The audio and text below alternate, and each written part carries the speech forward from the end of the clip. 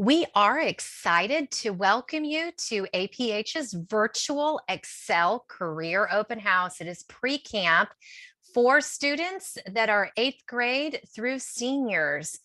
And your instructors are excited to meet you and have fun today. Robbin Clark is the assistant director for the Utah School for the Blind, and Kathy Bingham is the expanded core curriculum educator at the Utah School for the Blind. This is pre-camp. It is a way to get you prepped and thinking outside of the box for your upcoming STEM camp. And camp will be today, and you will also come back and see us on Friday to continue learning more. You will be able to use your microphone today, should you choose. And we are here to listen and serve you and help you with the learning process. And I know it'll be a great time. Kathy and Robbin, thanks for getting things kicked off today. Thank you so much. Okay, so we're doing a few things. You're going to see me spotlighted. And so if you are visually watching this, you just saw me get real big. And now I'm putting Kathy next to me. So I will introduce myself first. My name is Robbin. I am a Caucasian woman. I'm wearing blue glasses and I have brown, hopefully really big hair if I'm fluffing it right, because I love my big hair, and some kind of version of bright pink lipstick because I think that's fun. We are so excited to work with everyone. Welcome to our students that are watching this live. We see you. You can interact with us in the chat.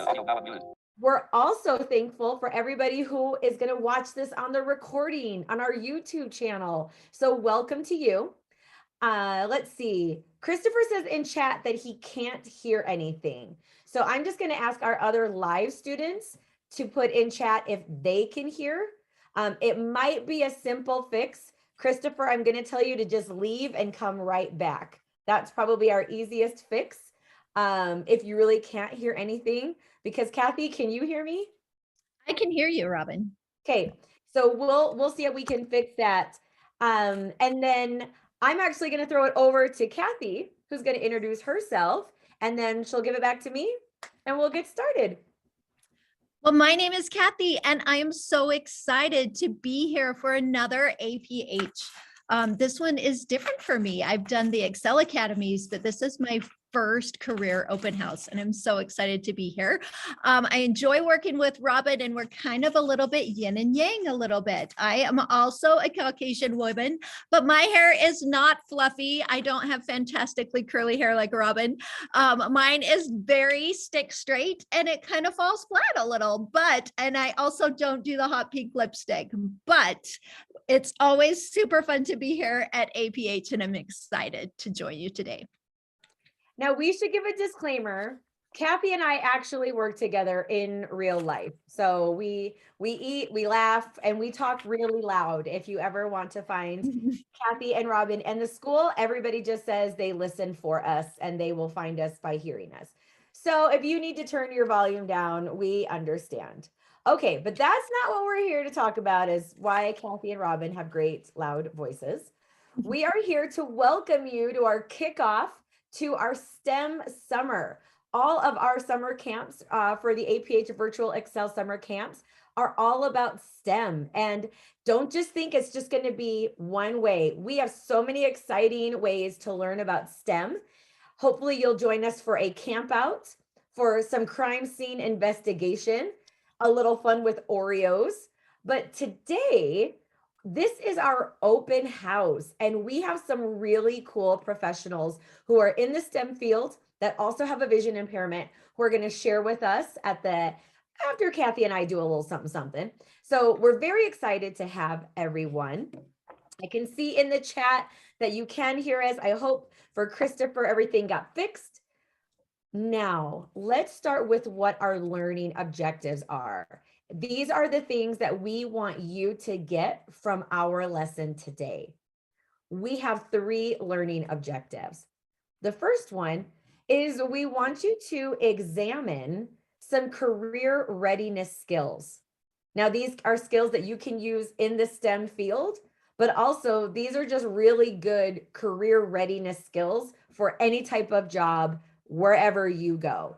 So from McDonald's to Harvard, these are the skills you would need. Our second learning objective for today is to identify career options in the STEM field. There are so many things that are STEM related. I don't want you just to have one idea. So today and in our next session, we are going to start talking with you about all of the possibilities with careers in the STEM field. And our third learning objective for today is that we are going to get to interview 2 STEM professionals who also have vision impairments. So that's what we want to get from our lesson today. We are very excited. Now I'm going to turn it over to Kathy, who's going to talk with us about what STEM even is. Take it away, Kathy. Well, I'm excited to get started with this. I'm sure that you guys have heard that acronym before, STEM. And I want to be clear, we're not talking about the stem of a plant or the stem of a flower. This is an acronym that stands for something. So let me know, light up the chat a little bit and tell me what you already know about STEM.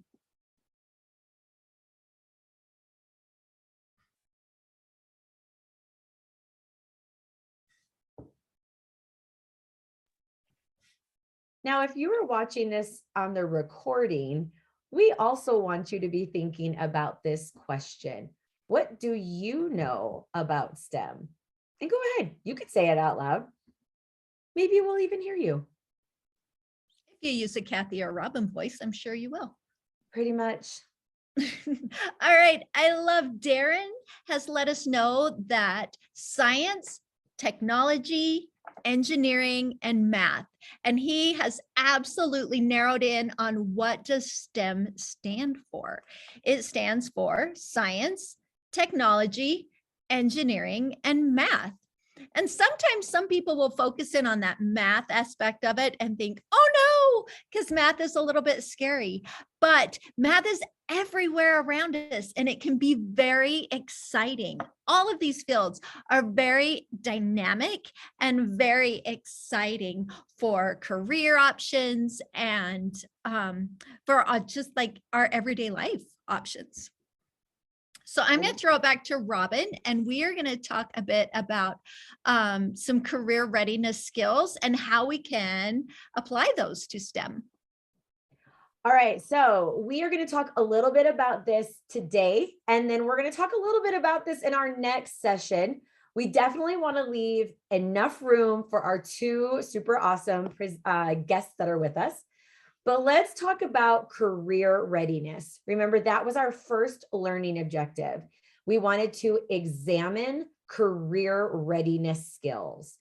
So let's start right away with talking about career readiness. What does that mean? These are the skills that help you be ready to take on a job. That was a very easy and maybe potentially grammatically incorrect way of discussing what career readiness skills are. These are skills that you can use in your home, in your school, anywhere, and in a job. So let's think about what some of these are. This is the question I want you to think of, whether you're live with us or watching on the recording. If you're with us live, you can put some of your thoughts into chat. If you're watching the recording, you can go ahead and say them out loud to yourself. But what are some must-have skills that employers are looking for in today's job market? What are the must-have skills? Going to give you a second. Think about that. For any job, what are the skills that almost every employer is looking for? All right, I can already see in the chat that Darren has said technical skills, and that is 100% true. Technical skills, regardless, again, of where you're working, you need to be able to use a computer. You need to be able to send an email, right? Maybe you don't need to write code, but you should know how to get into a computer, shut it down, do basic computer tasks. I completely agree with you. And for people with vision impairments, your assistive technology skills, need to be on point. In Utah, we have a really big push that all of our students are really good JAWS users. And that could be JAWS, it could be Chromebox, it could be NVDA, but their screen reader skills, that is a must-have for really any student, regardless of how little or how much vision you have. Okay, I did a little Googling and I looked up at sites like Indeed and career.com because they have all of these really cool articles about what employers are looking for. And it was really interesting that no matter what article I read, the same 5 skills popped up. And I'm looking over at chat and I see that Mia said hard working is definitely a skill that employers are looking for. Kathy, do you agree? I absolutely agree. Having a strong work ethic is crucial in today's job force. Yeah, I totally agree. And again, hardworking, regardless if you're working at McDonald's or you're applying to teach at Harvard, you need to give a quality, thorough job and not just give a good enough job. Okay, so I'm going to share with you today 3 of the top 5 skills that employers are looking for. When we meet back on Friday, I'll kick it up and tell you the rest of the other 2. But we want to keep going because we keep talking about STEM, but we got to know what a career in STEM is even about. So right now, top 3 skills that employers are looking for. Ready? The first one, critical thinking and problem solving. Yes, being able to observe, to analyze something, to infer information, to diagnose a problem, and come up with solutions to solve the problem. That is definitely an important one. And may I add, that's a great school skill. It's a great expanded core skill. Problem solving is a great asset in your toolbox. Second skill, teamwork and collaboration. Being able to work with a teammate or a group or contribute your ideas to a project and listen to what your colleagues are saying is crucial. And to be fair, Kathy and I are a great example of that because we're a team and we do all kinds of things together. But what makes us successful is that I listen to Kathy, and if I tell Kathy that I'm going to do something, I do what I say I'm going to do. So teamwork isn't just about being able to work well with people. That is important. But a critical part of collaboration and teamwork is finishing the jobs you were assigned. Because there's nothing more frustrating than your coworker asking, why didn't you finish what you needed to do? Because now I can't do my part. All right.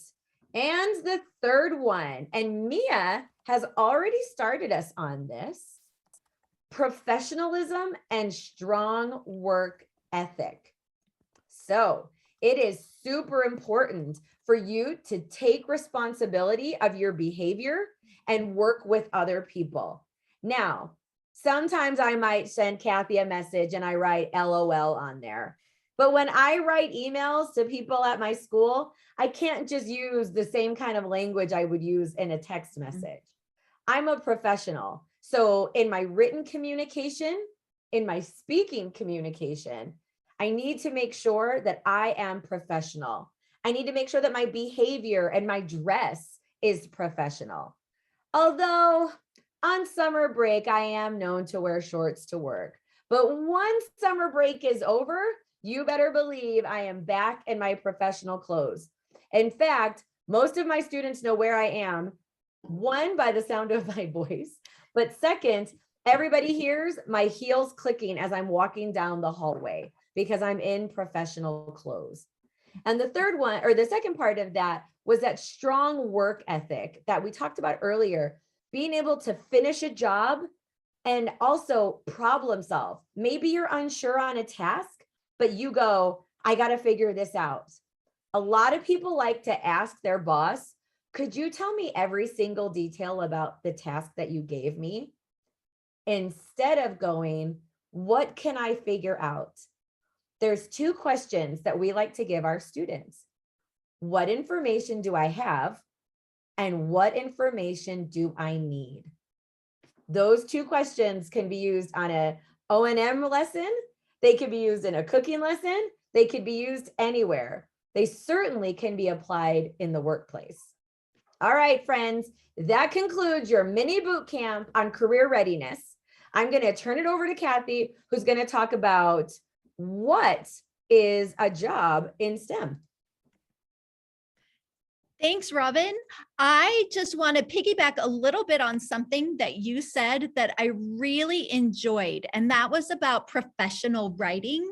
I want to link that with our teamwork aspect of it. So as you're getting started with some of your communication in your career, if you're unsure if your response is professional or if what you're sending out is professional enough, don't be afraid to ask a teammate, hey, could you review that with me? I did that just today. I had an email I needed to send out and I wanted to make sure it sounded professional and kind. And I asked my colleague, hey, what do you think about this? And it was super helpful. Now we can jump into some ideas of careers that we have that could be in the STEM field. So I just want you to think and let me know, what careers are you aware of? Remembering that STEM is the acronym for science, technology, engineering, and math.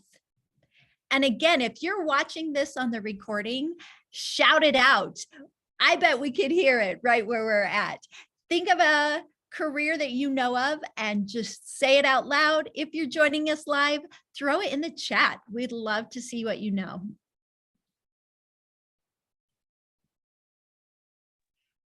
Let's see, Kathy, can I say that I think a scientist is a career in STEM?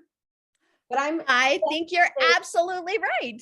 What about a food scientist? Because if I were going to be any kind of scientist, I think I would want to be a food scientist. And more specifically, an Oreo scientist. You would specialize.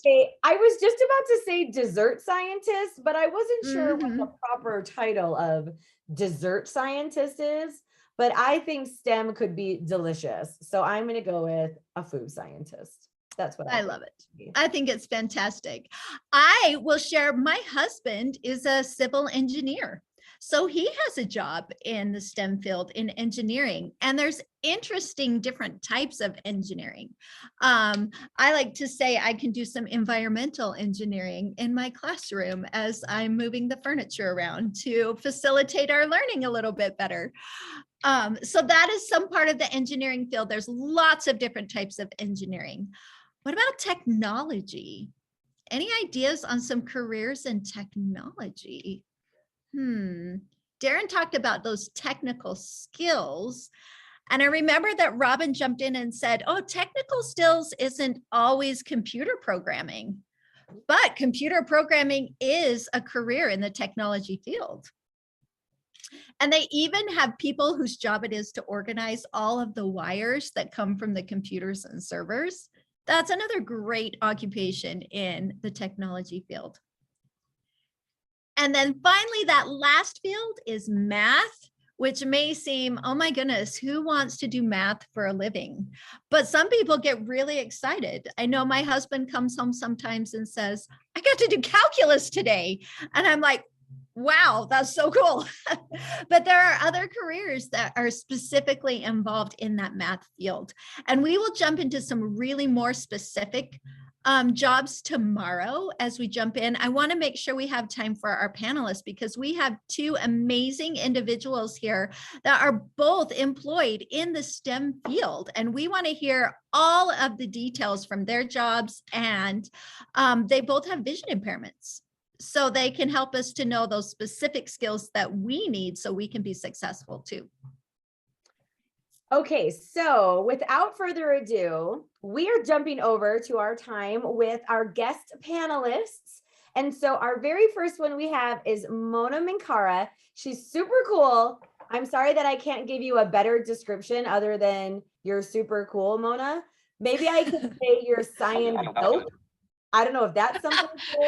I don't think I'm greatest of all time. But we can get you up there. We can get you somewhere. All right. So Mona's going to introduce herself. She's going to tell you a little bit about her vision impairment, but most importantly, she's going to talk about her super fun life as a person living and working in the STEM field. She has a really cool website that I'm going to drop in the chat for everyone. But I'm going to turn it over to Mona. Thank you very much. Out of curiosity, what is the age group of people that are on the call today, like the students? Mona, we have this open to everyone in high school and to 21. So we might have a few other people who watch this on the recording who are a super sleuther 7th grader, but most of our panelists that are for high school students. Okay, cool. Well, hello everyone. Okay, my name is Mona Minkara, or Dr. Mona Minkara, because I have a PhD in chemistry. So what I do right now is I'm a professor of bioengineering at Northeastern University, and I'll get back to what that really means. I am blind. I was diagnosed when I was 7 with macular degeneration and Conrad dystrophy, and I basically have maybe some light perception right now. I have light perception, cannot read text with my eyes, and I should have learned Braille as a child. I didn't, even though I couldn't read. Oh no, I think I lost. Can you still hear me? Here, Mona. I just put you as the spotlight. Nobody. Excellent. Okay. Sitting there smiling, looking at you. So it's all you, boo. Okay, thanks. I get like something happened. Anyways, so what was I saying? So macular degeneration and Conrad dystrophy diagnosed when I was 7. I lost almost all my eyesight by the time I was like 9. And I always wanted to be a scientist. That's been my passion, my love, my interest. When I was a kid, I used to watch Magic School Bus and Bill Nye the Science Guy. People really tried to deter me from becoming a scientist when I was diagnosed, but I didn't care. I still wanted to be a scientist. So I became a scientist. And so I ended up in college getting a degree in chemistry and Middle Eastern studies.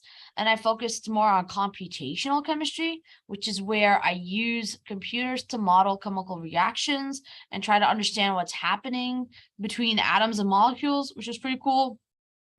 And I got my PhD. I went to graduate school at the University of Florida, where I got my PhD, and then I did a postdoc, and now I'm a professor. So now I teach a class on chemical kinetics and biomolecular dynamics and control. And any of those questions, you can totally please ask me for more clarification.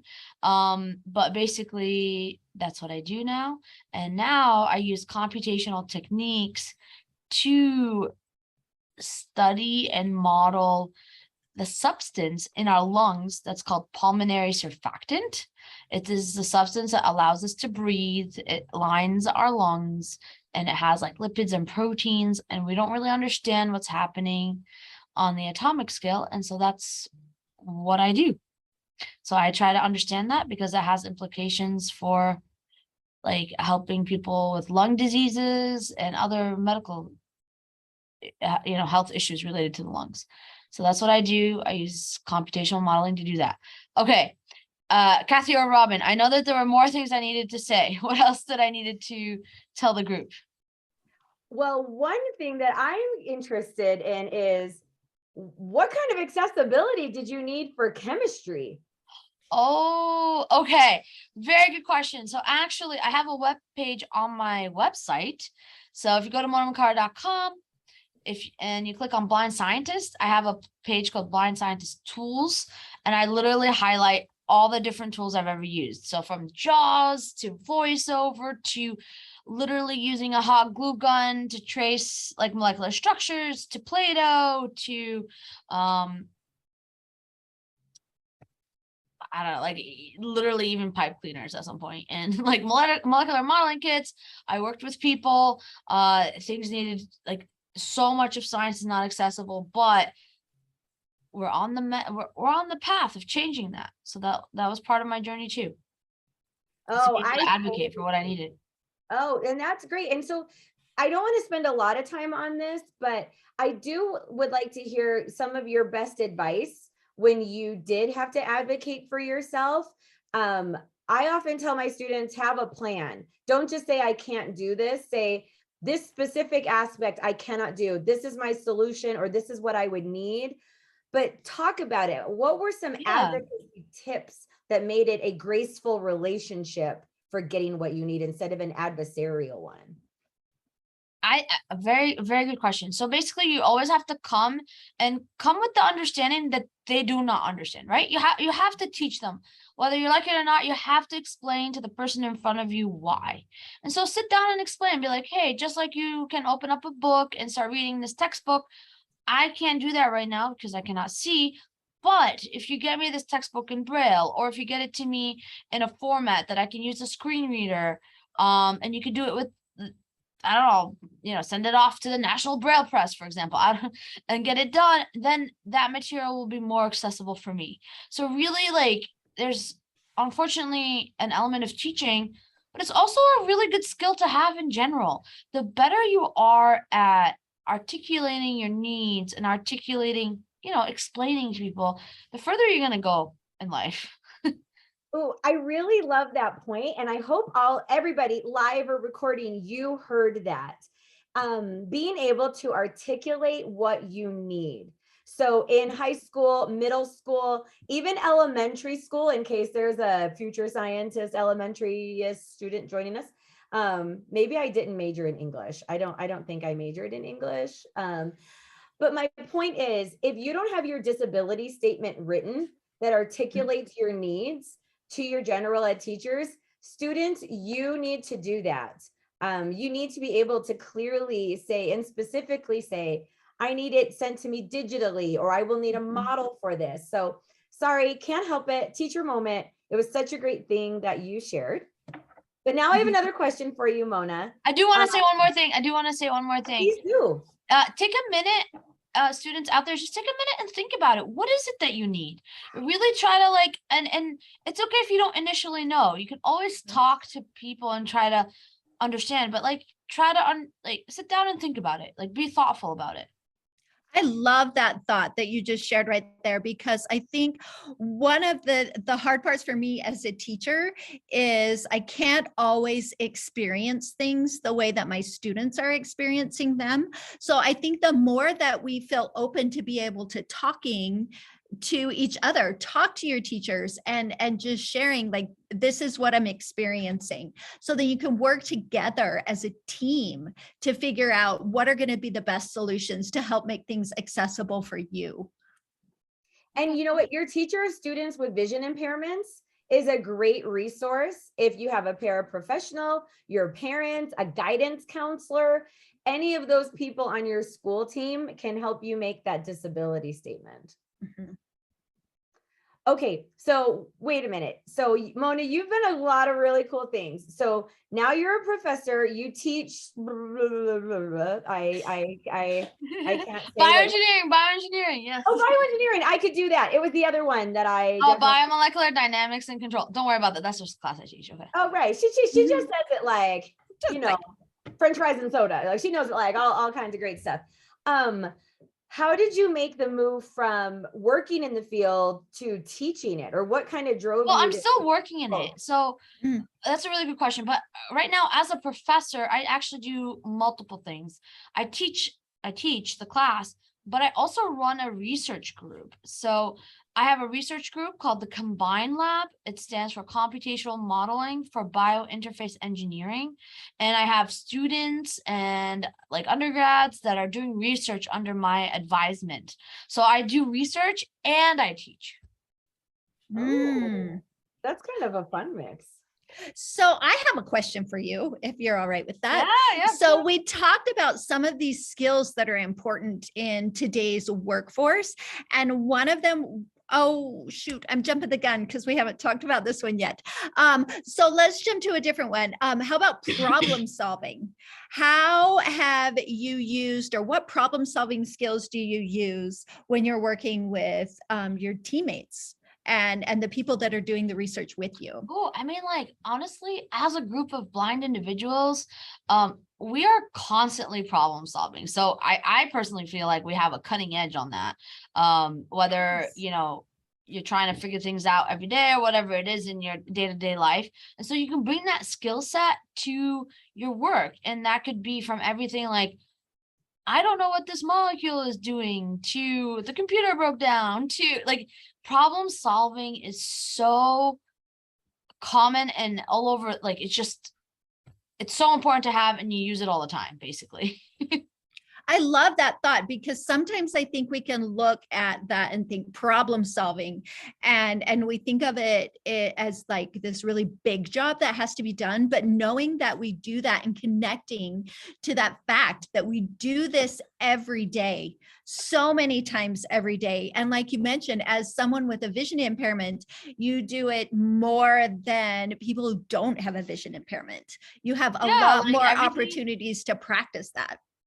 Everything, like, okay, what is the shampoo, which one's the conditioner, you know, you got a problem, so you have to figure it out. And then you come up with your own labeling system, whether it's Braille or I don't know. Like for me, whenever I figure it out, I just like put a notch through the shampoo, whatever it is. Like that's a problem solving, right?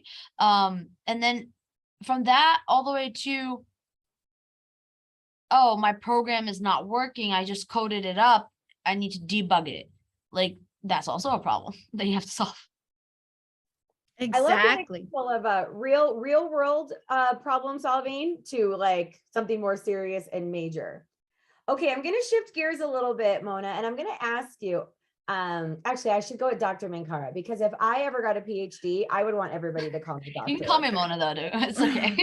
So I just want you to own that, because getting my master's degree was enough, but a PhD, everybody would be, even my children, instead of calling me mom, I would be like Dr. Mom to them. But I am curious, let's go back a few years before you got to the PhD level.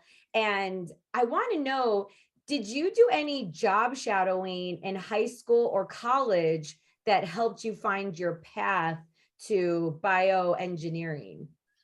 That's a good question. And unfortunately, no. I mean, the best thing I did was this. In college, my first year, I had a friend who was like, Mona, you need to apply to the NSF-REU. And I was like, what's an NSF-REU? And so for everybody out there who wants to do science, write this down. NSF-REU stands for National Science Foundation Research Experience for Undergrad. And so she was like, you need to apply. It's so... Thank you, Ken. And so she was like, apply. And I was like, okay. And then I was like, wait, but my friend, her name was Shazia, the website is not accessible. And she was like, don't worry, I'll help you. And she literally stayed up all night with me as I wrote up my like essay responses, and she like put them into the platform. Unfortunately, it wasn't accessible. But what happened is I actually got it, and I got in, and I got to experience doing research in computational chemistry the summer of my first year of undergrad. And that's when I really started to fall in love with this. And I was like, and I did research every summer since that point. So I've been doing research since I was 18 years old. Wow. Well, you don't look a day over 25, so I'm sure it was. Why, thank you, but I'm 34. Everyone knows. I still look young, and so do I, by the way. I look very young and devastatingly beautiful. I wanted to ask you though a little bit about high school. Did you have people that deterred you from getting into something that maybe could be perceived as so visual? Yes. How did you break past those barriers? Okay, another good question. So basically, when I was in high school, I remember one day I was like, I want to take advanced biology. I was like really bored in my classes. And the head of the science department at my school was like, no, Mona, you can't take it. You're going to fail. And I was like, this is a public school. I have the right to take it. And then he was like, okay. And I went to the first day of my class, biology class. My teacher was like, Mona, you don't belong here. You're going to fail the class. And I said, I don't care. I was so bored. I didn't mind failing. I'm not advocating failing. I'm just saying it's okay to try and not know what's going to happen. And that's what I did. And I actually ended up doing really, really well. And the teacher apologized to me at the end of the year. But this was like a big moment for me because I didn't even realize that I could do it. I just tried. Because you just never know until you try. And after that, I was like, whoa, I can take advanced everything. And then I realized I don't really like writing. I just like math and science. So yeah. I wanted to give the statements that you just gave a little bit of space to land on our students' minds and hearts and ears. Yeah. You never know until you try, right? And it could have been a fail and it could have been great. It worked out. But you also learned. I heard you say, I also learned I don't want to do that. I would rather do this. So just putting yourself out there was that what I'm hearing from you? That was a good start to this? Yes, exactly. And also I always tell people like it's okay to fail. Mhm. It's better to have tried and failed to not have tried at all. And when you do that, you start actually feeling more empowered, you start pushing through.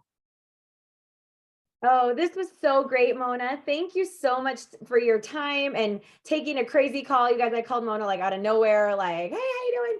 She was so gracious to work with us. We're so thankful that we had you. I know you're busy, so we will say goodbye to you. I mentioned a few more things. Find me do. at monamacar.com.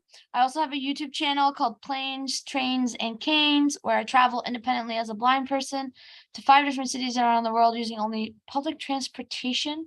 So I come upon some shenanigans. Definitely check it out and subscribe. And if you're interested in my research, there's also McCarcombinedlab.com. I know this is a lot of information.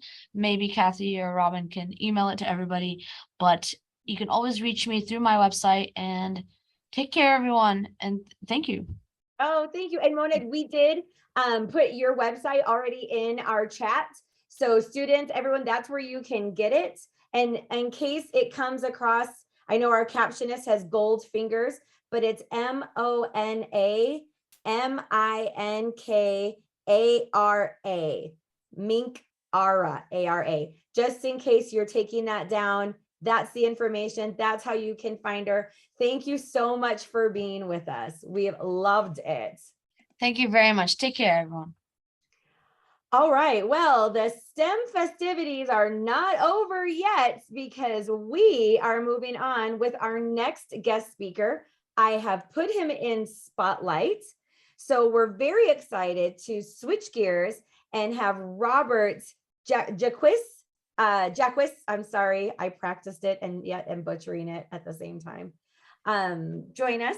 So Robert's going to tell you a little bit about himself first, a little bit about his vision and his career path. He might correct me in how I pronounced his name. And then we'll look at some questions coming through. And then Kathy and I have some questions from some the submitted ones, and we'll go from there. So Robert, take it away. Good afternoon. My name is Robert Jaquiss. I have a degree in computer science, and I do a couple of things. I work with a company called American Thermoform. If any of you have ever had books with plastic pages with Braille or tactile graphics, I work with the company that makes the machine that makes that possible. We also sell the line of Braille embossers, just in case you need a Braille embosser that will print more Braille than you could possibly ever read. We also sell the swell form machine, if anybody's worked with capsule paper. The other company I work with is called Independence Science, and that's Independence with a CE on it. And Independence Science sells a thing called the Talking Lab Quest. And it's a small box, about 4 inches wide and 6 inches long and about 1 inch thick. You can put probes in it and it will take your laboratory measurements. So if you're in a science lab or chemistry lab and you need to know how hot or how cold something is, this machine will tell you. And it will record data over time during a time period, and then you can graph the results. Your teachers will like graphs. And it will sonify the graph so you can hear it go whoop. And or you can get a visual view of it. There is also a package called Logger Pro and Logger Pro will work with a View Plus printer, and you can get a Braille graph out of it. So that's some of the work I do. Right now, I am involved with a project to make a multi-line Braille display. It's going to be 4 lines of 24 cells. And the first kind of application we're working on is so that you can have a tactile graph. So you can do measurements and look at the little graph that the measurements create. And eventually it will be able to be a Braille reader. And next year we're planning on a bigger display that will be 16 lines of 24 characters. And you'll be able to read all sorts of stuff. And the refresh rate is very fast. So that's a couple projects that I am involved with. I have a degree in computer science, and when I got my degree in computer science, I should say I'm totally blind. In 1976, there was one company that made a Braille embosser that you typed on the keyboard, and then the computer would write back a line of Braille. And the thing weighed 300 pounds. It was in its own little desk. When it made a Braille printout, it sounded like the Lone Ranger galloping across the plains. It was huge. But I was able to keep my job and do my job. I wrote some very complicated programs for a company called Tektronix. Eventually, I changed and I did data analysis. So we have these very large computers at the time that would fill a whole large room. And there was information that my program would analyze, so the boss knew what kind of resources the computer was needing and who was doing what. And so I did a lot of that. I was a corporate tape librarian. So we had a large racks of magnetic tapes, and I took care of those. I answered questions. I was a hotline consultant. So anybody at Tektronix, any of 20,000 people could call me up and ask me a question, and I would try to get an answer. And I did network administration. Computers are now connected up with wires and Wi-Fi. And so at the time I did network work, it was all wires. And I would make sure the network was running and make sure that the backups, all the files that people created were backed up on the tape cartridges, and on and on. Hey, Robert, Yeah. this is Kathy. It sounds like you have had a career that has had like a wide range of different jobs that you've been employed in. And I'm wondering if you can help us out a little bit, because we focused on 3 of the skills that employers are looking for. And I'm just wondering if maybe you can give us an example from some of your experience of like when you've needed to use critical thinking and problem solving or teamwork and collaboration. Well, let's see, critical thinking. When I had to write the part of a very large thing called a code generator, I had to find out all the instructions for a certain kind of a microprocessor. And I had to figure out and find out if you want the microprocessor I was working with did not have a multiply function in it. And way back then, you wanted to multiply numbers, you had to write a little computer program to do that. So I had to write a computer program to multiply numbers. And so I had to look one up. And sometimes I worked with colleagues that could look up in a printed book and tell me what they were, because reading printed books, I did not have a document scanner. There wasn't such a thing. So I worked as part of a team, and I wrote programs to test and make sure that the programs we wrote were making good code. And so that was critical thinking, collaborating. What was the other item you wanted to know about? Well, it's okay. This is now Robbin. And I have to tell you, we have gotten a few questions. So Robert, you get to be the recipient of me and Kathy asking some of our students some submission questions. Wow, that was bad English again. This is embarrassing. This is recording, and I have had all kinds of evidence that I am not a good speaker of the English language, but I promise you I am, but I don't think I've given that today. But at any rate, we have some really cool questions. So we're going to fire away a little bit at you. How does that sound, Robert? Sounds good. One thing I should say is Braille is absolutely important. You have to be able to read Braille. You have to, because when I write computer code, can you imagine JAWS trying to read less than sign, HTML greater than sign, less than sign, HEAD greater than sign, less than sign, TITLE greater than sign. This is a demo web page, less than sign, /TITLE greater than sign, and on and on and on and on and on. And if you don't know Braille, it might be hard to keep track of your program or what you're writing.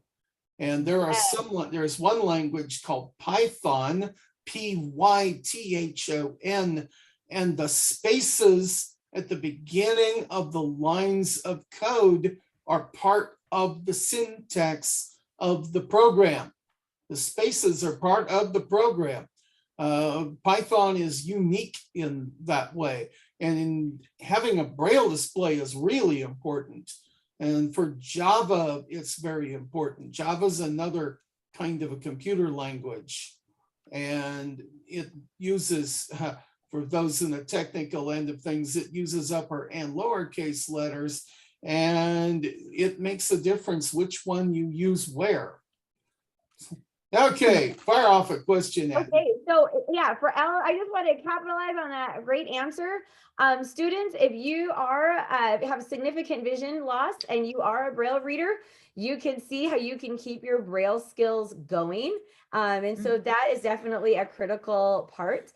Our low vision students, make sure we've got the contrast. You can see the size that you need, because coding is very tiny print. So it's really good for students of all vision impairment types to really know your accessibility and to have those skills right at your fingertips, literally, if you're reading Braille. All right, Kathy and I have a few questions to get through before we jump to talking about careers in STEM before we end. And so one quick question is, Robert, how did you get into the computer science field? Well, I was kind of interested in computers when I was in high school. My father taught computers in high school, and there was a government program that brought a computer in a truck, and they hauled the computer around through the Willamette Valley where I lived, and they parked the thing outside the school building, and people who took computer class went out and we used the computer, and I thought it was lots of fun. And the more I did it, the more fun it became. And so that's kind of how I got into it. That's really awesome. Thank you for sharing that. And the interesting thing about, because I heard you say that you started in 1976. Is that correct? Well, that's when I got my degree. I started. The first time I really used a computer was in 1969. So okay, computers so definitely watched a lot. I think we just need to put a disclaimer in for most of our students who have only been around for the last 15 years, 16 years. I would say Robert has definitely seen the changing of the guard when it comes to computers, because computers got really cool when I was in high school, like for everyone to see them. Could you imagine how much Robert has noticed computers have changed? I wonder what's Yeah. still similar and what's changed. But Kathy has another question. So Kathy, what's your question from one of our students? So also, since you've had that career that has spanned that long, you've also been able to see a big change in accessibility for students with vision impairments. So I'm just wondering, how did you advocate for some of your needs before some of this technology that we have now was available? Well, I would tell my professors, kind of what I needed. I had to hire readers. There was no such thing as JAWS when I was in college. So I hired sighted people to read the output of the teletype to me. A teletype, you type on the keyboard and it's kind of like a typewriter, and the computer would respond back. And I had to have people read the computer printouts. They were big sheets of paper, continuous form. They would read that to me. And it sounds like you were really like you had developed your problem solving skills really well. Oh yeah, I had to do all kinds of things. I had to get readers in the daytime, and so I hired readers from a group called the La Leche League. Very cool. So I would hold a baby while the mother would read my book to me, and sometimes they helped me retype my papers. So I'd be walking up and down the hall with a baby on my shoulder while mom was typing up my paper to make it look good. Now, when I got to Tektronix, I had a Braille printer. And then as time went on, Braille displays became available. And so I borrowed a Braille display and I showed my boss how fast I could work with it, and asked him if he'd buy me a $15,000 Braille display. That's how much they were back then. And he said, sure, I'll buy it. He did. And when that one wore out, he bought another one. So that's really awesome. And it sounds like one thing that I'm pulling from your experiences is like that flexibility that you needed. So you were really looking at the question that Robbin mentioned earlier of what information do I have? What tools do I have available to me now? What do I need? And how can I creatively use my resources around me to solve the problems that I have? And that's one of these really great aspects of STEAM, is that maybe doesn't, or STEM actually, well, I kind of gave a spoiler for tomorrow's, Friday session. Creativity is so important as one of those skills that we need, that really is kind of the heart of STEM. Mm-hmm. And I can use hand tools. My first Braille printer would get gummed up with paper dust. And so every month or two, I had to take my machine apart. And this is a non-trivial task. And so one of the maintenance people would come and we would both work on the machine, take it apart and clean it and put it back together. And so I used wrenches and screwdrivers and a gauge to set the parts in the machine. Fortunately, you don't have to do anything like that, but knowing how to use. I think I've almost taken a sledgehammer to our embosser when it hasn't worked in the past. And I can plug my own cables in. And I can't make a cable. That's just not going to happen.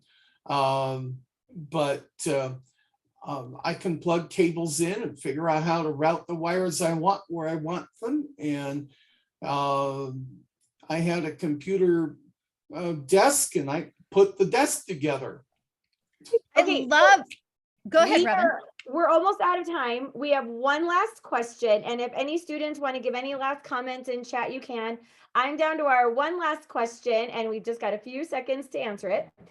Robert, what's one of the best things about your career in STEM right now? What do you love about your job? Oh, it's interesting, and there's kind of never a dull moment. One piece of advice: if you're not a NFB Newsline subscriber, subscribe, and you can get a Bookshare account for free, and you should get one because there's lots of books to read. And you can also, of course, get a National Library Services account. And I will try to email some of that information to the ladies so they can pass it out to you. Actually, we are pretty lucky that most students have a Bookshare account. That's a pretty popular way that most of our students are receiving their information. But if you don't, just like when I did this with Mona, Bookshare, Kathy will drop the words Bookshare into chat, and NLS, the National Library Service. Those are great ways. I don't know if we're still calling them talking books anymore. I think so. But my mom is blind, and I grew up my entire life getting her talking books in the mails. But I don't. Now we can stream and download to a Victor Reader or to all these different devices. But those are some really great. Learning Ally is also a good place, but it has a membership fee. Very true. Okay, well, we are wrapping up right now. I just want to thank everybody for joining us. I'm going to bring Kathy back up to talk with me real quick. So, oops, I don't know how that happened. Wait, we had everyone. I'm going to put myself, and then wait, we should see Kathy right next to me. Okay, here we are. Thank you everybody for joining us for part 1 of our open house. Now, our very next session, you are going to want to be there, because we are going to spend a little bit more time getting into careers in STEM. Kathy will lead you on a wonderful field trip of all of the possibilities within a STEM or STEAM field. We'll talk about the differences there. And you'll also come back for a little bit of career readiness. These are skills that will thrill in any job market. So please make sure you join us again for our next session. And it is not too late to register for our entire summer of APH Virtual ExCEL summer camps. Kathy actually will be teaching our high school students with another great teacher, and their theme is crime scene investigation. I'm sure it will be elementary, dear Robbin. Oh, yes, totally, Watson. Okay, I hope everybody got our jokes. Maybe we're only funny to each other. Either way, thank you everybody for joining us. We are so excited to have such great professionals sharing that STEM kind of means possibility, because there are possibilities and opportunities for people with all abilities to be part of such a great field. And we're thankful to hear these tips from Robert and Mona. So Amy, you can close us out, but other than that, I think this was great. So on behalf of everybody who's talked, we'd like to say thank you for coming, and we'll see you all this summer or on the YouTube channel, where there's tons of great content on the expanded core curriculum.